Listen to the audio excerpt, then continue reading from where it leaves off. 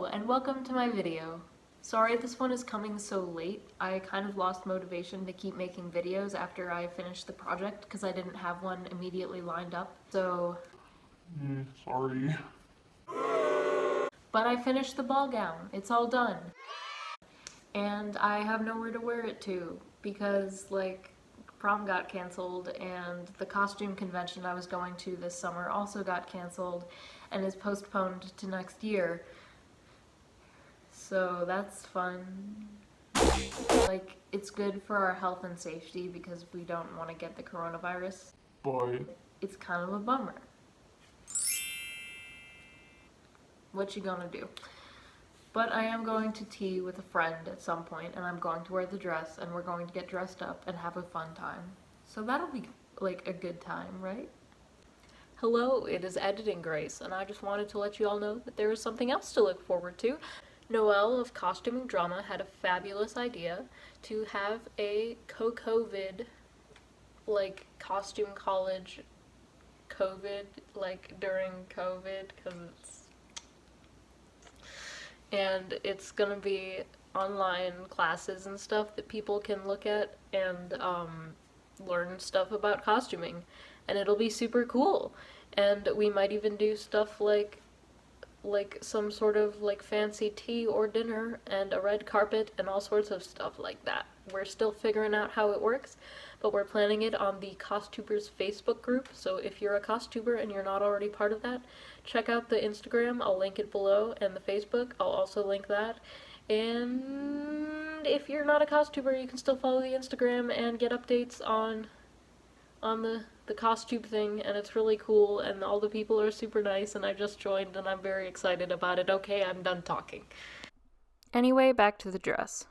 As always, before I go over how I made the project, I am going to discuss a bit of history behind it. And as with last time, I'm not going as far back in history as I did for some of the previous videos, because discussing the whole history of skirts for dresses would take a really long time. I'm just starting at the early 19th century. Early Regency skirts had volume at the back of the empire waist, influenced by French fashion, but this gave way to a sleeker style around 1808. From 1820 to 1828, skirts had gored panels so that skirt pieces could be added without bulking up the waistline. Around 1835, skirts stopped having gores in them and were just pleated or gathered panels attached to a waistband. Corded petticoats and layers of petticoats were used to create a bell shape. While 1830 skirts were shorter, 1840 skirts were long enough to touch the floor. The bottoms of skirts often featured something called a hem saver, which was a piece of wool or horsehair that kept the skirts from getting worn out over time. A pleating technique called gauging, known today as cartridge pleating, created a more dome-shaped skirt. Steel started to be used around the 1850s for skirt supports due to its strength and flexibility.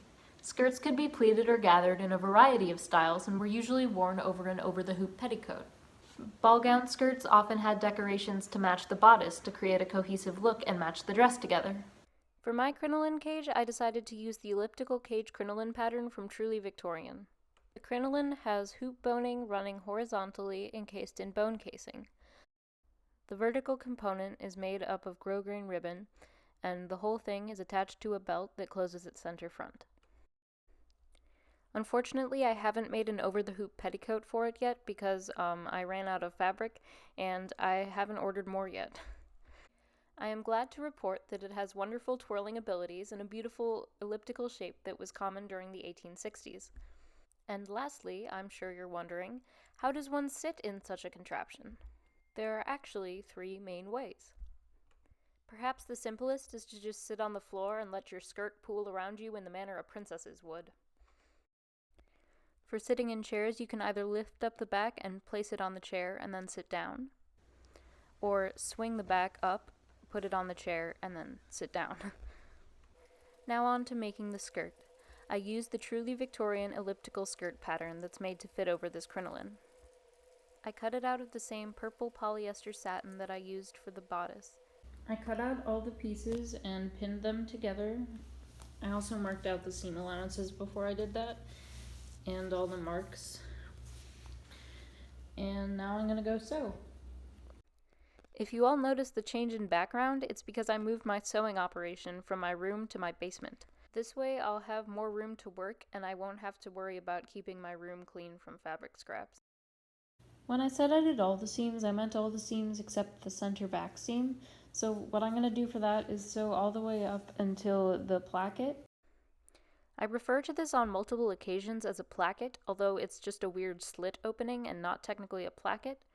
I didn't really add the little flappy thing that was supposed to happen in order for it to become a fully fledged placket instead of a weird slit in the back of the skirt.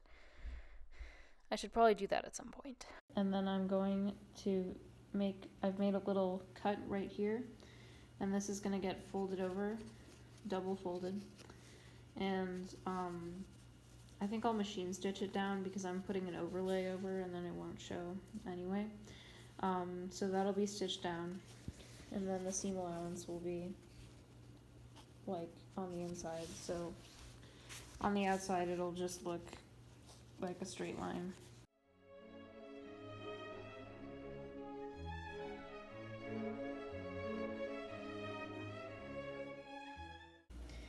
That's all done, so now it's time to do the pleats. And yes, I'm using white thread. It won't show when I put the overlay on, and I'm just using what I have at home. I've done the pleats at the sides, and now I need to take it off the mannequin so I can pleat it at the back to fit the waistband. I can't sew it to the waistband yet because I'm gonna put ruffles over here, and then I can't like tuck them under the waistband after I've sewn the waistband on. So I said waistband like 10 times in the last 30 seconds. It was actually only 5. And there I am, pleating the skirt to fit the, you guessed it, waistband. The back is all pleated, so now I'm gonna go grab pinking shears and pink the raw edges on the inside so they stop fraying, and then I'm gonna sew these down. Then I pinking sheared and sewed.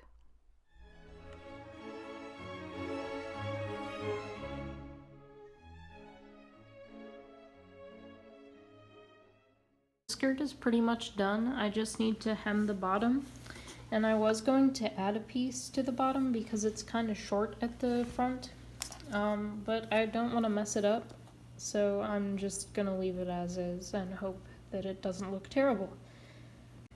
The hem of an 1860s ball gown is supposed to be a few inches off the floor, but this is like a little bit too much, and I was freaking out about it on my story, and my friend sent some very helpful advice. Her name is Maddie at That Time Traveler on Instagram. She's super awesome, and she suggested attaching a piece to the bottom, and I was going to do that, but as I said before, I'm scared of messing it up, so I'm just going to keep it as is. The clip got cut off here, but I'm basically saying that I have a giant strip of chiffon, and what I need to do is hem the whole thing, like both sides of it. That'll be fun, and that'll take approximately forever. It did take approximately forever, and I moved my sewing machine up to my family room for a change of scenery, and the lighting was super good because it's natural lighting. And like most natural things, they're just better than synthetic things.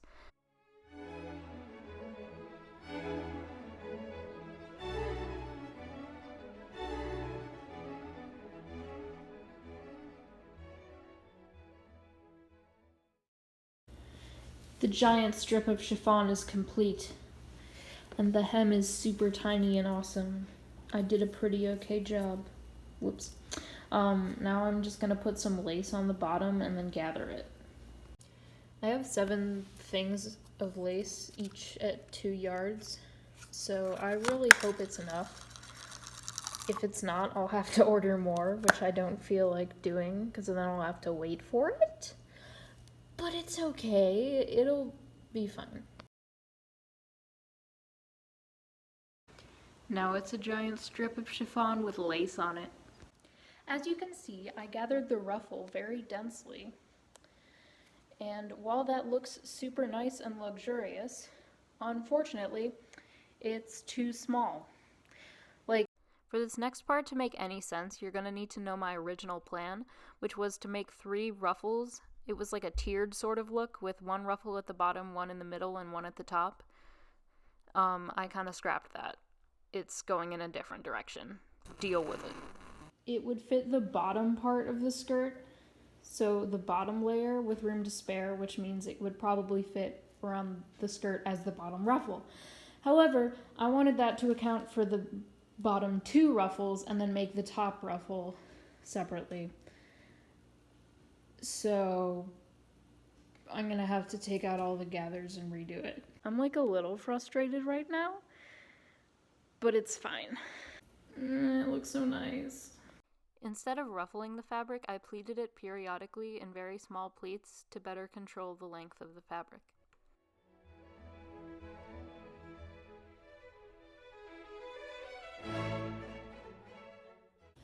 I'm pinning the ruffle layer onto the skirt, and I'm actually really liking just the look of one ruffle.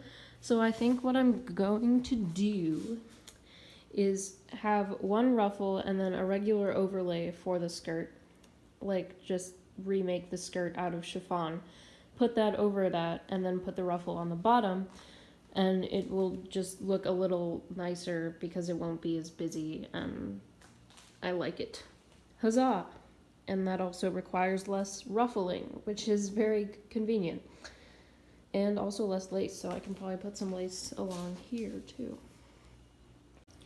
I realized I can't just pleat it because it'll warp funny. I was going to like try just not cutting it out at all and draping it, but then the problem with that is that the bottom of the fabric is only as long as the top, and then it's not like a triangle shape where you get more volume on the bottom, which is an issue because the skirt is very voluminous. So I'm gonna have to cut stuff out. I'm lazy and I don't feel like doing that, but I'm gonna have to, so guess I'll do that. Also, the fabric has some dog footprints on it, so that's pretty fun. I'm gonna try to cut around them instead of washing it, because I'm lazy. I already said that. I constructed the overlay using French seams to properly encase the edges without cuts from pinking shears, which would have shown through the see-through chiffon. Now I have essentially a skirt over a skirt. Well, an overlay, which is what I was going for. The back placket is a huge mess. Like, it looks fine until the bottom, and then it's whatever that is. And also it has raw seams on the inside. I'll probably just pinking shear them because I'm kind of done with it at this point. So what I'm gonna do now is take the ruffle I had and put it on the bottom, like so that it reaches the bottom of the skirt. And then I'm going to cut the excess overlap, that's redundant, from this part. The overlay, I mean. I'm currently trying to sew on the ruffle, and it's very hard to navigate through all of this fabric because I only want to get it onto the chiffon layer and not onto the purple layer. So this is gonna be an interesting task. There's so much fabric. It's an aesthetically pleasing mess, though. I trimmed down the excess on the bottom, and unfortunately there are a few parts where I cut into the top part of the fabric, like here. And also there's a lot of seams and stitch lines showing here. So what I'm gonna do is take a piece of ribbon and stitch it down to like around the bottom of here. And there's the ribbon pinned on. I added a bunch of bows, so now it's time for the waistband. Here's a very uneven and poorly cut out waistband. What I'm gonna do is take it and attach it so it's the right sides are together and it's facing down. And then when I lift it up, it'll be like that, and then I'll fold it over and then fell it down on the inside. Kind of like attaching bias tape, but except it's a waistband. The waistband is sewn on, and I opted for a stitch in the ditch instead of felling it down on the inside. And I folded it over a little bit more on the inside. This looks funky, but that's okay. So it caught the edge of it and like sewed it down. And now I just have to put hooks and eyes on, and then I'm done. The hooks and eyes are on, so it's time to try it on. Then I put everything on and had a funky fresh photo shoot in the front yard with my sibling. Thank you, Clay, for the pictures. I kind of like how this dress turned out. I think the bodice is a little bit long and curls up kind of funny in the back, and the waistband is like trash, but overall it's pretty good. As I previously mentioned, I haven't made an over-the-hoop petticoat for this yet, so you can kind of see the hoops through the dress. I'm kind of bummed I didn't get to wear it to prom, but I guess there's always next year. Also, I made a TikTok about it which blew up, which was great until a bunch of people started saying, "You're gonna get made fun of if prom isn't cancelled," which I wasn't too offended by. It was just kind of weird. As always, thank you so much for watching. If you enjoyed the video, feel free to like, subscribe, and comment. I really appreciate all of those, and I will be making more videos in the future.